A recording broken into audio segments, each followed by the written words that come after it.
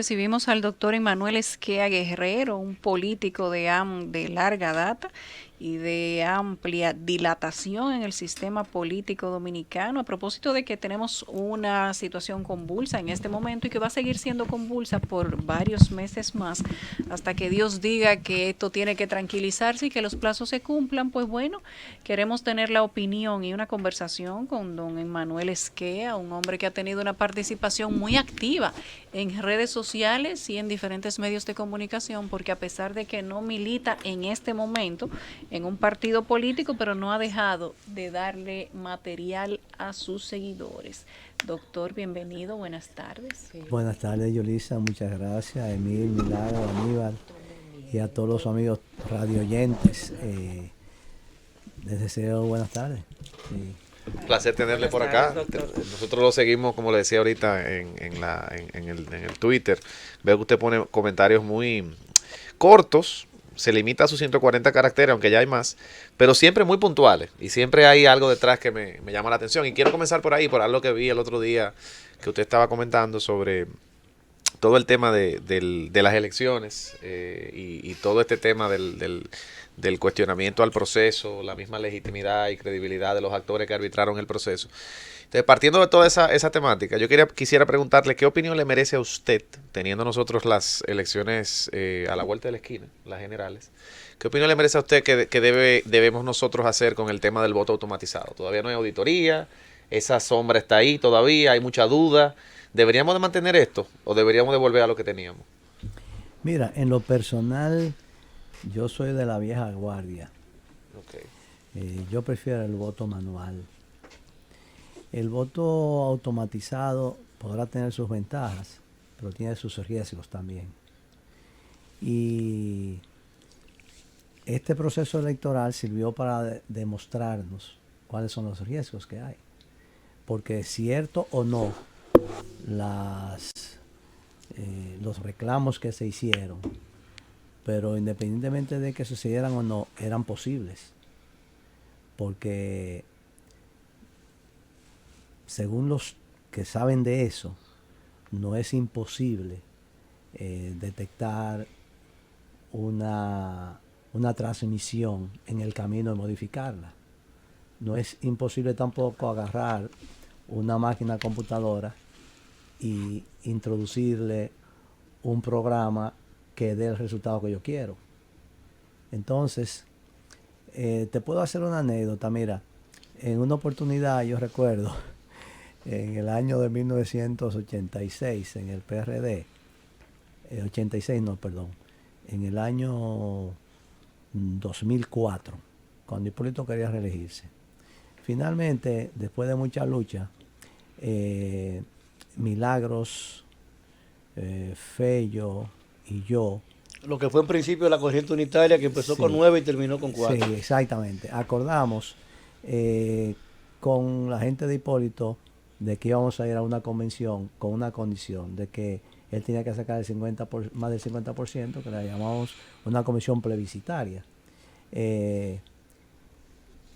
Y acordamos eso, y de golpe se hace el padrón, y cuando se hace el padrón, nosotros detectamos que mucha de la gente de nosotros la habían sacado del padrón.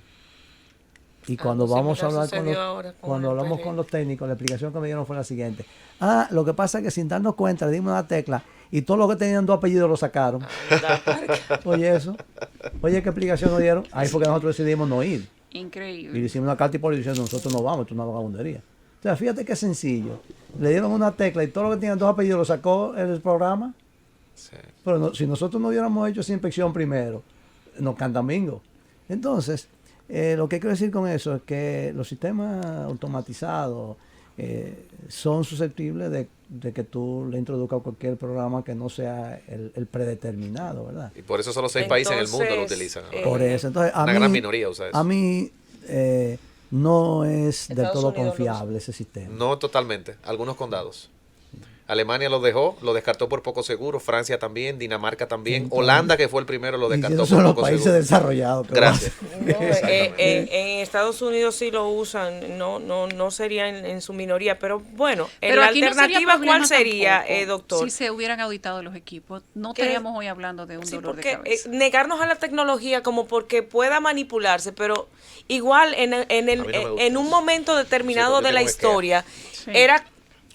era manual y se manipuló con un palito, por ejemplo, recordamos todos el funesto Claro, los capítulo, senadores palitos. pero en un momento determinado era manual y se robaban las urnas. O sea, Mira, ¿qué tan es que nos vamos a negar un poco a avanzar mira, es que o sí. hay que tomar las medidas No, adecuadas lo para que pasa- no se violen lo que pasa los es procedimientos? que no podemos decir que el sistema automatizado va a resolver los problemas que tú mencionaste, porque la compra de cédula no nos va a resolver el sistema automatizado, Ah, pero eso es ni otra el robo cosa. de urna, No. ni los palitos. Entonces, los palitos quizás no parecen como palitos, pero pueden aparecer como otras cosas en el programa. Como bits Sí. o algoritmos. Lo que pasa pero es, lo que te digo, voy, de te voy a todas decir formas, honestamente, en los controles. mira, los señores que manejan la Junta son gente muy seria, y yo creo en la Junta, pero ellos no son los que manejan los sistemas. Exactamente. Entonces, ahí es donde está el problema. El problema es que eso pasa por muchas manos. Porque, Exactamente. ¿quién me dice a mí que el encargado de la mesa tal que recibió una máquina no le dieron un curso de cómo alterarla? Eso, Exactamente. no me puede responder el presidente de la Junta de eso, porque él no está en capacidad de eso. Él no va a estar en 4.000 mesas. ¿Me explico? Entonces, ahí es donde está el asunto. Yo creo que el voto, como se había hecho tradicionalmente. Además, mira, un país pobre como este, gastarse la dinerada que hemos gastado. Compramos un sistema en el gobierno Bueno, anterior, eso es lo más cuando grande. estaba el director de la Junta, Roberto Rosario. Roberto Rosario, que se dijo que eso costó carísimo, que después hubo que pagar mucho dinero y que esos equipos no sirvieron, etcétera, etcétera. Y ahora volvemos otra vez a meter. ¿Tú te imaginas que un país como este se gaste 2.000 millones de pesos en una primaria? 2.400 fue en este Eso es un caso. absurdo. Sí, una locura. Eso es como que yo para ir un día a pararme en una esquina me compro un frac, ¿entiendes? O sea, es un gasto innecesario.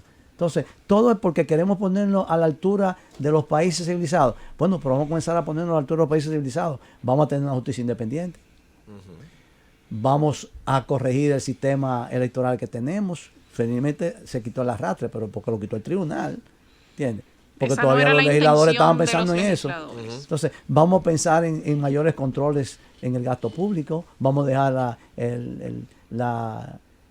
el financiamiento a través de préstamos a tasas que son una barbaridad. Entonces, oye, yo me levanto esta mañana y lo primero que veo es que quieren 100 millones para el metro. Y ayer me levanté y vi 400 millones para una asesoría en electricidad. Pero ven acá. ¿Tú entiendes? 26.000 millones de pesos. Es que eso, este en una país es semana. una barbaridad. Aquí no hay prioridades. Aquí es lo que se le ocurre al gobierno de turno o al que vaya a vender el equipo. Porque detrás de todo eso siempre hay una comisión. Negociación. ¿Entiendes? Aquí nosotros compramos, lo voy a decir, me da pena decir, aquí nosotros compramos un barco escuela para la Marina de Guerra, que vaya usted a ver, ¿dónde está ese barco? ¿No se ve? ¿Cuántas veces ha salido? Oye, hace un año que lo compramos y gastamos con todo, que yo, ¿cuántos millones de dólares? ¿Quién se ganó la comisión? Alguien, pero no hubo concurso. O sea, cosas así, porque es de capricho. Aquí aparece, vamos a comprarlo. Así no se puede. Entonces yo no estoy de acuerdo con que se gaste ese dinero de esa manera. Doctor, usted ha hecho un crossover sumamente interesante hacia las redes sociales. Lo decía tanto Emil Chireno como todos nosotros. Usted tiene su cuenta de Twitter en Manuel Esquea, con M. Tiene 22.000 seguidores. Usted de las figuras políticas de su generación más influyente en las redes sociales. Y en esta plataforma particular, que es una plataforma de conocimiento, el Twitter, que es la que más genera debates inteligentes, usted marca Bueno, tendencia. no siempre Usted ha tuiteado, y lo hizo recientemente, el Tribunal Constitucional en sentencia 059-13, los derechos fundamentales son aquellos derechos de tal magnitud para el orden constitucional que su vigencia no puede depender de decisiones políticas de los representantes de la mayoría. Pareciera que usted tiene un criterio jurídico muy definido ya respecto al tema de si puede ser o no puede ser candidato presidencial el expresidente Leonel Fernández. Bueno, no lo tengo yo, lo tiene el Tribunal Constitucional. Te lo acabo de decir ahí. Mira, sobre ese tema, la gente piensa que porque yo soy adversario político de Leonel Fernández, yo debo decir que él no tiene derecho. Y yo no puedo hacer eso porque eso no es honesto. Entonces, yo entiendo que él tiene derecho porque lo dice la legislación.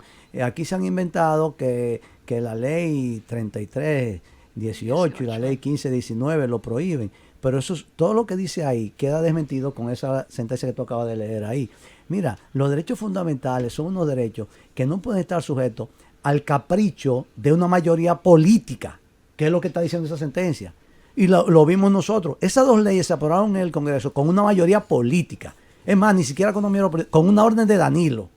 Entonces, ¿cómo tú te imaginas que un país pueda poner los derechos fundamentales en manos de una persona que se llama Danilo Medina o como se llame? Porque ahí lo que bajó la línea fue Danilo bajó la línea. Y así lo aprobaron. ¿Entiendes? Entonces, eso es demasiado precario.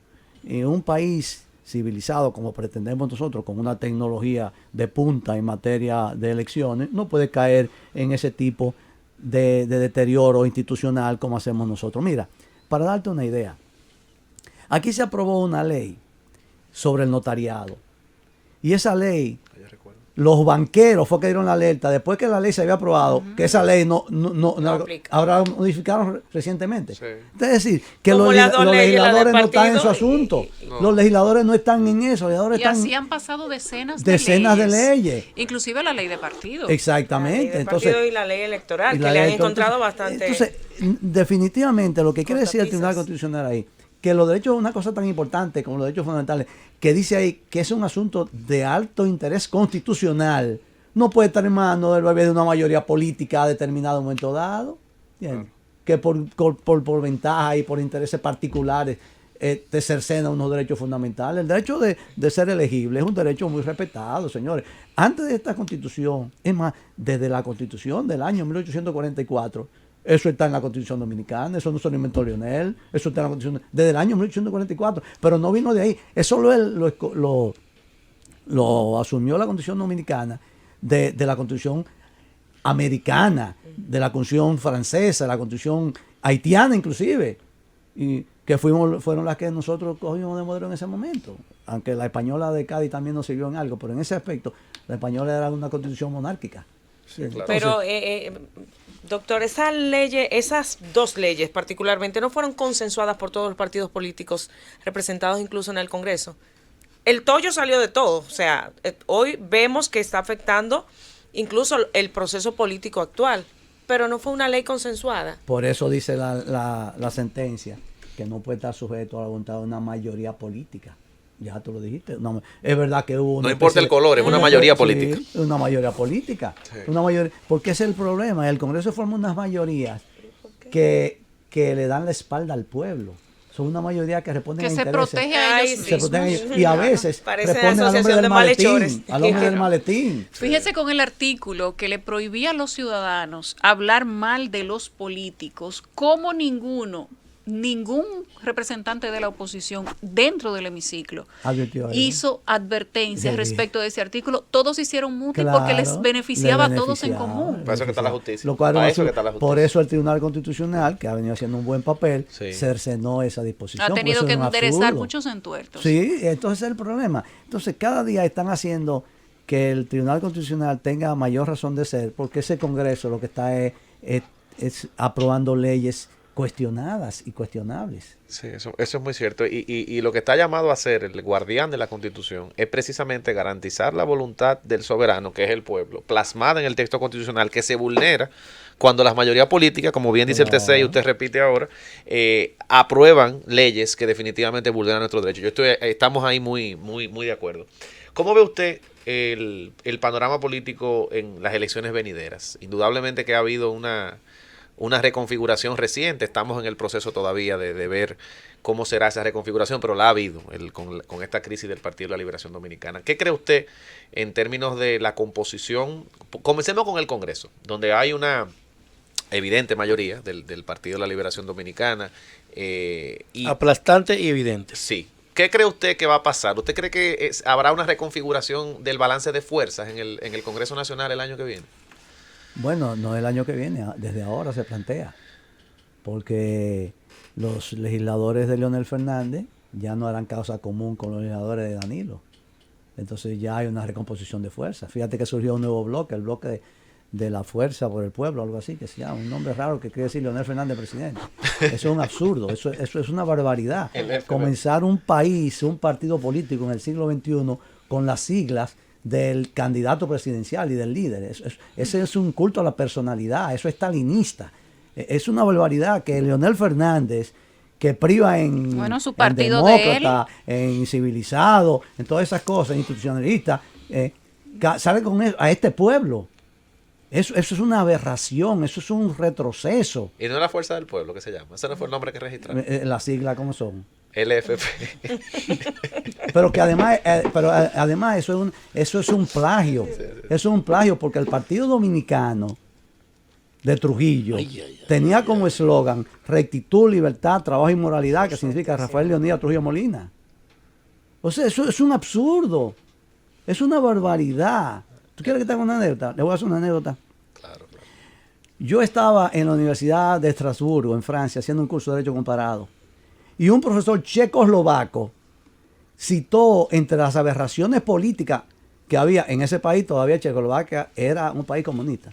Pero él habló de las aberraciones políticas que habían todavía. Y mencionó ese partido de Trujillo. Lo mencionó en clase. Y él dijo que el partido se llamaba así. Yo estaba presente y yo dije, no, profesor, el partido no se llama así. Ese es el lema del partido. El partido se llama Partido Dominicano. O sea, fíjate hasta dónde se trascendía. Y estoy hablando del año 1968. Lo importante Bien. es que diga Emmanuel Esquia Guerrero lo que está diciendo.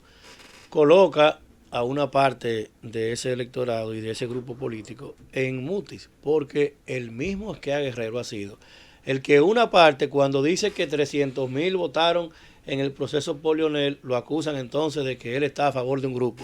Pero cuando reconoce por su visión del estatuto legal de que se le debe preservar el derecho a que pueda ser elegible, lo acusan entonces de que está con Leonel. Pero cuando entonces viene y dice lo que está diciendo ahora dice que es anti-leonelista. Al final, los hombres que tienen ideas y que tienen principios, como es el doctor Emmanuel Esquia Guerrero, se pueden dar el lujo de decir lo que piensan. Y no solo que lo tienen, sino que lo expresan. Porque estar en el foro público se puede es oponerte dar a ese eso, lujo de exponerte decir lo a que eso, él pero piensa.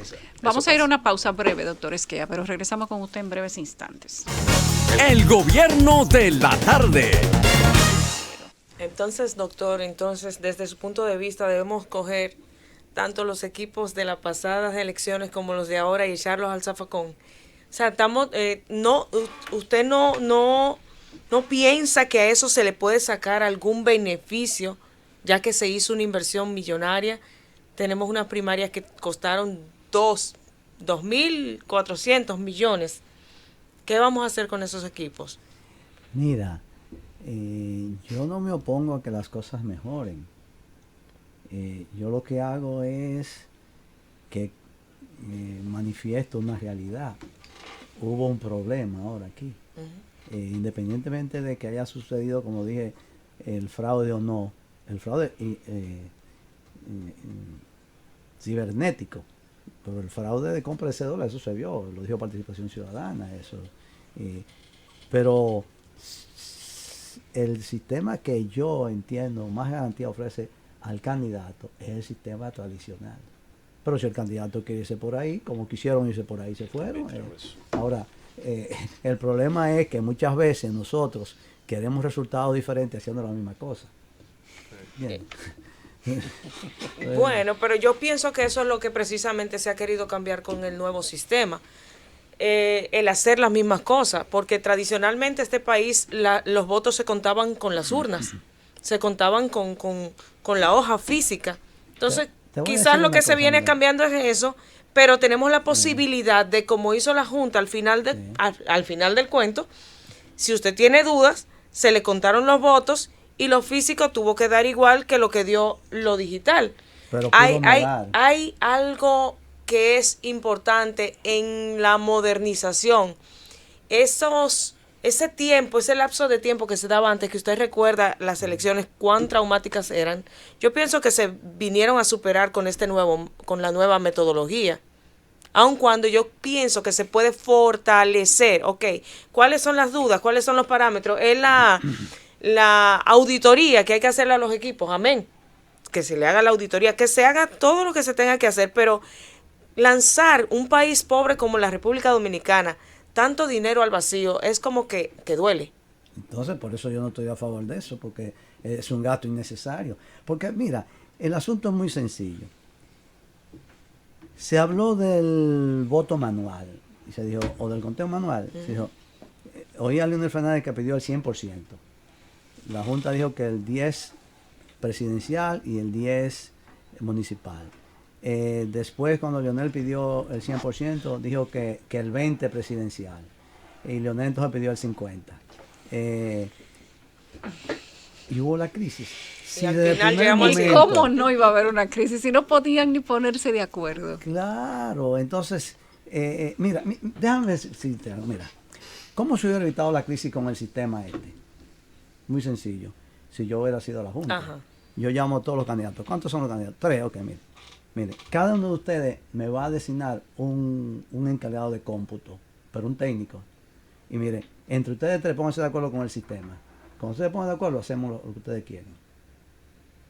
Pero ¿qué hizo este sistema? Este sistema, se crearon los técnicos, un sistema, que yo no sé si es bueno o malo, yo no soy experto de eso, pero presumo que debe ser bueno, ¿verdad? Entonces, ese sistema, dijeron, este es el que va. ¿Quién tiene alguna objeción?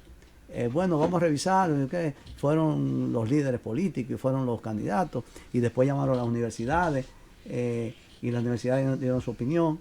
Que no se ha publicado la opinión de las Todavía universidades no se ha publicado. No era Sí, de de verbal. cuatro de ellas dieron, sí, salió publicado en los informe periódicos El informe no está no publicado. se ha publicado. los resultados. No hubo auditoría. Esto fue un Eso paréntesis, es claro. doctor, perdón. Entonces, continúa. el asunto es que tú tenías que hacer que cada candidato estuviera satisfecho en ese método. Pero obviamente, si Leonel Fernández pidió el conteo manual de 100%, era porque no estaba satisfecho. Y después lo bajó a 50%, era porque no estaba satisfecho. Y después le dieron un 20%. No quedó satisfecho tampoco. Entonces, si tú llevas a unas elecciones y hay un candidato importante, o el que sea, porque todos son importantes, y no está conforme desde el principio, ahí va a haber problema. ¿Cuál es, Ahí doctor? va a haber problema. Tú sabes, te voy a decir una cosa, mira. No me gusta hablar de mí, pero tengo que traer la experiencia. En el año 1999, yo dirigí la convención del PRD. Sí. Claro, en ese año ustedes hicieron el Paramil, que fue el que dirigió Exactamente, Virgilio Bello Rosa, exactamente. y usted dirigió la Comisión La Nacional comisión. Organizadora, que eligió a Hipólito Mejía candidato con un Sí. 77% Pero oiga de lo esa que pasó convención. Ahí había 5 candidatos. Papá de Luis Abinader, don Rafael estaba ahí. Estaba Fello, estaba Hipólito. Ya tuve de Can estaba Jiménez y Tuey Milagros. y estaba Fello. 5 candidatos. Y yo le dije a los 5, señores, yo era presidente del partido y era presidente de la comisión organizadora. Dije, decídenme ustedes, cada uno de ustedes, un encargado de cómputo. Cada uno nombró un representante. Yo dije a los 5, ustedes son los responsables del centro de cómputo. Ustedes 5. Ustedes 5. Ahí no se va a hacer nada que alguien objete. Ustedes 5. ¿Un éxito a la comisión? ¿Un éxito? Así fue. Pero eso no ¿Por qué? pasó. Porque a los 5 yo le di oportunidad de Eso no hacer pasó. ahí. Así Ahí no fue. hubo problema, porque era, Sí. ahí tenían derecho de veto. Si el de Luis decía que, el de don Rafael decía que no, el otro no. Entonces, así es que... Pero, ¿qué pasó en estas elecciones? O esta convención que se hizo. Del inicio, Leonel Fernández dijo que no estaba de acuerdo con el sistema. Resultado, míralo ahí. Oye, ya eso se venía a venir, porque tampoco a mí me va a decir Leonel Fernández que hizo un plan B en 15 días.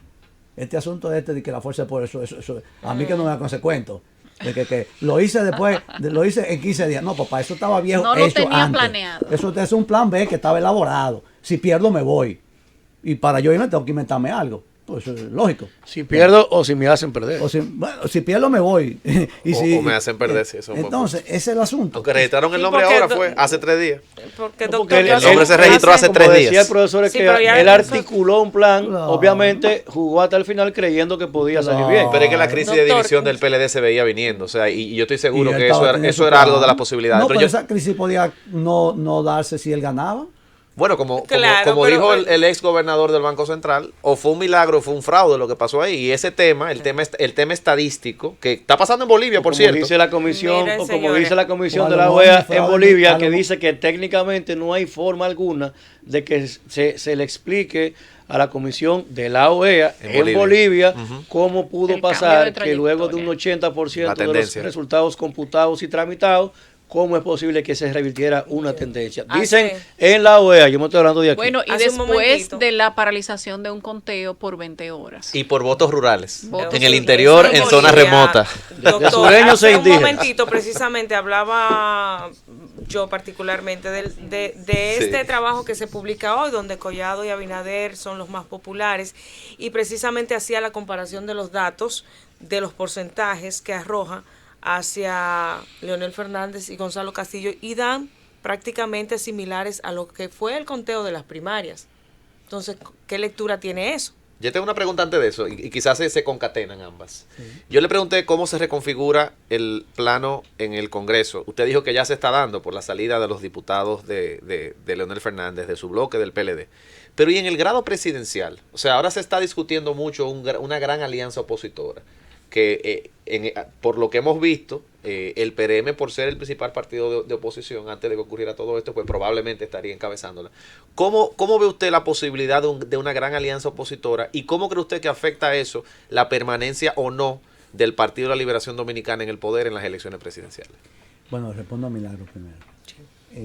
Milagro señalaba una encuesta que salió hoy en que Luis y el Collado. actual síndico, David Collado. David Collado, síndico del distrito, son las figuras más potables. Yo creo que eso responde a una realidad, es la realidad. Y no sé quién hizo esa encuesta, pero sí vi esta mañana en la prensa que salió, creo que en el Listín Diario, en primera página. Yo creo que eso responde a la realidad. Realmente hay que reconocer que David ha hecho un buen trabajo y tiene buena imagen. Y inclusive, yo diría que los jóvenes que tienen más potencial en la oposición hoy en día para el futuro es él. Ha hecho un buen trabajo. Ahora, sobre el asunto del Poder Ejecutivo a futuro, yo creo que ya se definió el panorama electoral del año próximo. Habrá 3 candidatos. Leonel Fernández, por su fuerza, Luis Abinader por el conjunto de fuerza opositora, y el candidato del gobierno, que es Gonzalo Castillo. Algunos están diciendo que a lo mejor David se lance o no. Bueno, pero mientras no se lance, no se lance.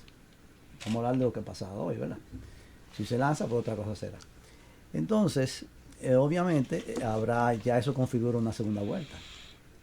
Para mí eso va a dar una segunda vuelta, donde Leonel podrá tener un 10%, un máximo de 15%. Yo creo que él le quitará al PLD un 10 o un 15%, y no creo que llegue a un 20%.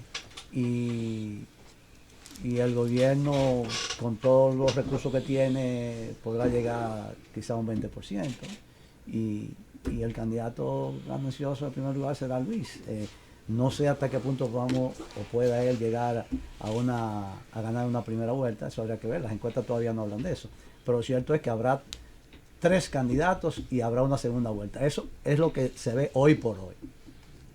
Muy bien. Aunque cambie más adelante en el futuro. Más adelante las encuestas dirán, porque se van definiendo los perfiles, los candidatos se van decidiendo. Hoy por hoy hay un 30% todavía que dice que no sabe por quién va a votar.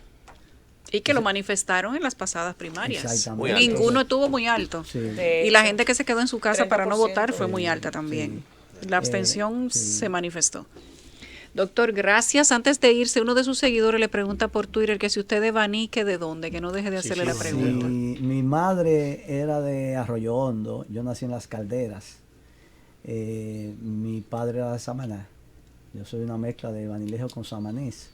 Sí, y de hecho viví en Samaná en mi infancia, los primeros años como hasta los 5 años, por ahí, de 1 a 5 años. Y después en Baní viví de 7 a 9 años. Después el resto viví en la capital. ¿Usted es capitaleño, doctor? Sí, realmente. Pero Realmente usted es capitaleño. Sí, Dígalo, porque he dígalo. vivido más tiempo aquí, pero yo me siento tan vanilejo como Samanés. Doctor, Qué ¿no lía. contempla en Manuel Esquia Guerrero, en este final ya de un proceso político que ya está bastante definido, asumir públicamente el apoyo a un candidato? Mira, yo formo parte de lo que se llama Conciencia Nacional, que somos un grupo de 6 viejitos, llamo yo, que hemos analizado desde hace un par de años la problemática nacional. Y el martes tenemos una reunión donde se supone que vamos a discutir cuál será nuestra posición, nuestra participación en el proceso electoral, porque hemos estado aupando, hemos tenido contacto con todos los partidos políticos, aupando la unidad de la oposición, pues somos todos antirreeleccionistas y anti-peledeístas, somos opositores. Y entonces seguramente tenemos que tomar una posición. Tenemos que tomar una posición, porque yo creo que llegó el momento en que todo el mundo tiene que tomar una posición. O tú estás con el gobierno, o estás con Leonel, o Muy que de tú quieras, acuerdo, pero hay que de tomar una posición. O con el La PENCO indiferencia no le conviene al país. Muy bien, gracias al doctor Manuel Esquia Guerrero que ha estado con nosotros. Ya son las 5:03. A Lucy, un aplauso a Manuel Esquia Guerrero, que Gracias. es todo esto.